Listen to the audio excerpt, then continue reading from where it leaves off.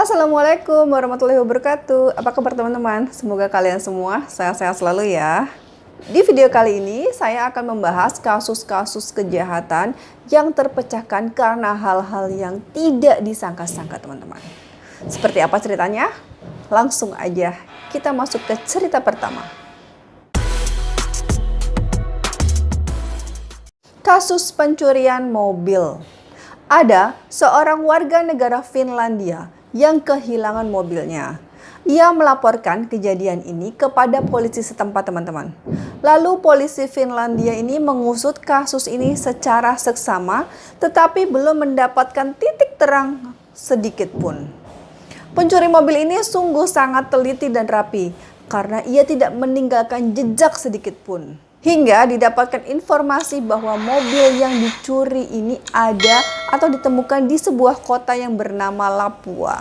Sekitar 380 km di utara kota Helsinki. Terletak di sebelah sungai Lapua di wilayah Ostrobotnia Selatan, kota ini memiliki populasi hanya 14.208 jiwa aja teman-teman. Mobil tersebut ditemukan dalam keadaan kosong di stasiun kereta api yang berjarak 25 km dari tempat kejadian perkara. Tak ada sidik jari, tak ada darah yang tercecer di mobil.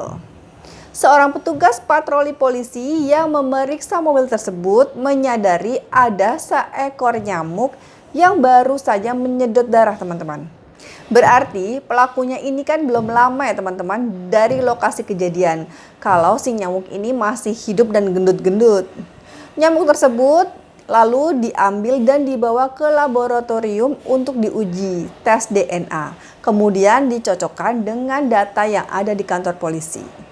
Ide ini muncul begitu saja alias spontan teman-teman. Negara Finlandia ini juga sudah memiliki data warga negaranya dengan lengkap, bahkan sampai data DNA-nya pun mereka punya.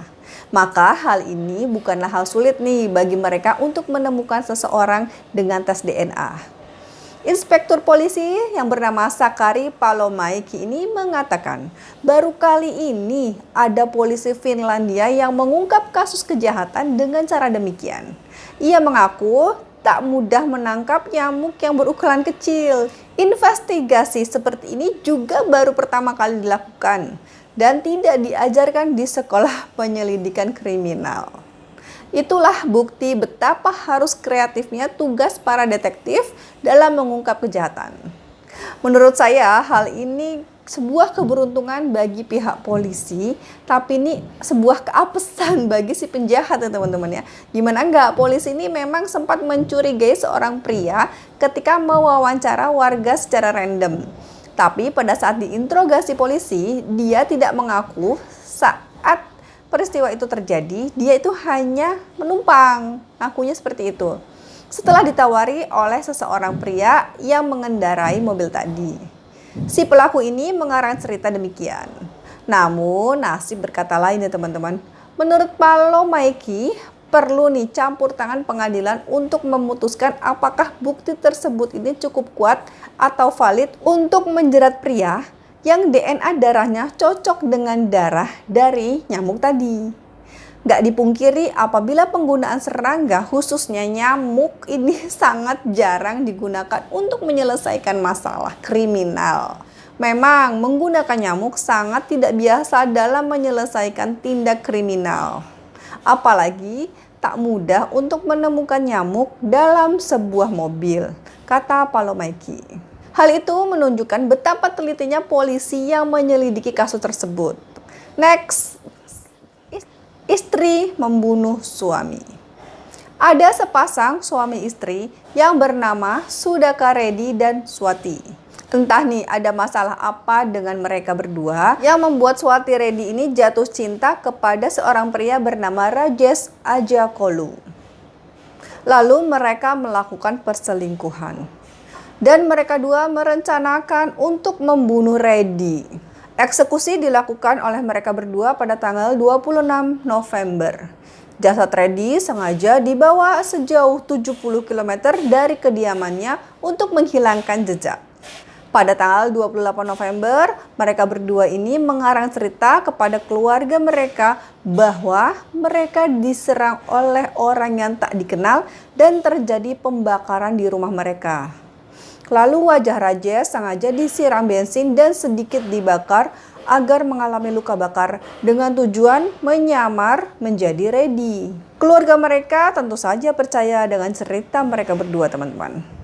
Ketika Reddy palsu ini atau Rajesh ini masih dirawat di rumah sakit, keluarga Reddy ini menengok. Wajar lah ya, masa ada keluarganya yang sakit atau terkena musibah, kan biasanya keluarga yang lain juga akan menengok, menyemangati, seperti itu. Seperti biasa juga, biasanya keluarga yang menengok itu akan membawa atau menawari makanan kesukaan mereka, teman-teman. Tentu saja keluarga Reddy ini sudah sangat hafal makanan favorit Reddy, yaitu masakan kambing. Tapi anehnya, ketika si Reddy ini ditawari makan, bahkan disuapin sama orang tuanya ini, Reddy yang palsu ini menolak dengan alasan bahwa itu dia vegetarian atau tidak makan daging kambing, serta tidak makan daging hewan yang bernyawa. Padahal Reddy ini sangat menyukai daging kambing, teman-teman. Muncullah kecurigaan dari keluarga Reddy ini. Lalu keluarga Reddy melaporkan kejadian ini ke polisi dan tidak perlu waktu lama lagi hingga mereka berdua ditangkap, teman-teman. Ada-ada aja ya. Next, pembunuhan keluarga Kohan.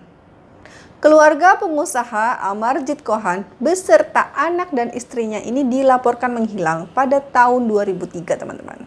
Kohan sendiri adalah seorang miliarder asal India yang tinggal di London.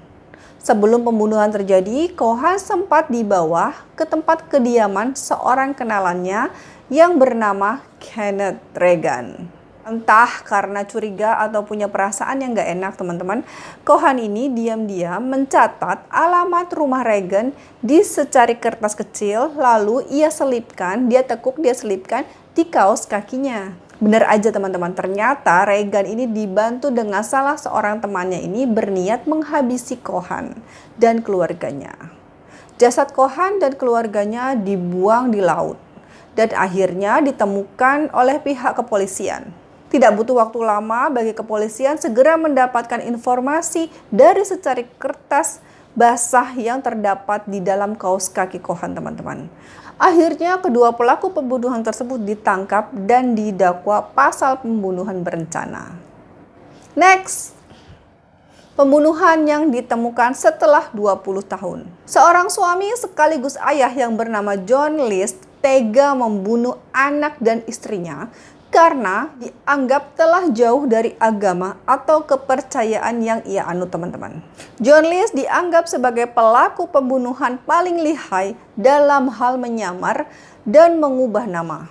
John List adalah seorang kaya raya dengan rumah pensiun yang luas, sekaligus pendiri sebuah kelompok sekte religius yang cukup fanatik. Pada tahun 1971, ia membunuh seluruh keluarganya karena menganggap bahwa anak dan istrinya mulai menjauhi hal-hal yang berbau spiritualitas. Ia pernah menulis sebuah surat pengakuan dan setelah itu ia menghilang dalam waktu yang lama. 20 tahun kemudian ada sebuah stasiun TV yang mencoba mengangkat kembali kasus pembunuhan ini dengan cara mencoba-coba memperkirakan wajah John List saat tua dan mengaplikasikannya dengan patung tanah liat.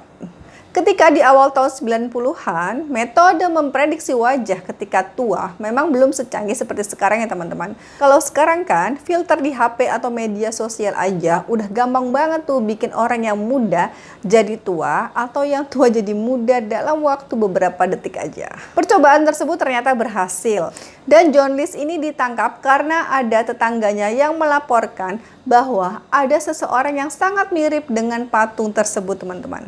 Setelah dites DNA dan sidik jari, John List yang saat itu berganti nama menjadi Robert tak lagi dapat mengelak dan ditangkap oleh polisi atas kejahatan yang dia lakukan 20 tahun yang lalu.